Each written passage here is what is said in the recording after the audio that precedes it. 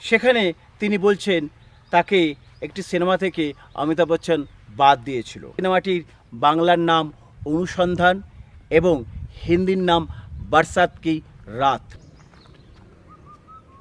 এই সিনেমার পরিচালক শক্তি সামন্ত মৌসুমী চ্যাটার্জিকে নিয়ে অনুরাগ বলে একটি সিনেমা করেছিলেন। সেই সিনেমায় মৌসুমী চ্যাটার্জি একজন অন্ধের রোলই করেছিল।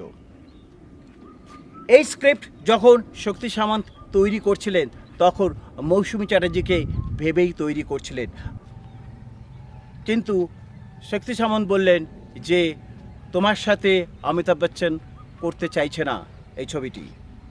সেই অনুসন্ধান থেকে এবং হিন্দিতে বরসাত কি রাত থেকে মৌসুমী চ্যাটার্জিকে বাদ দিয়েছিলেন অমিতাভ বচ্চন।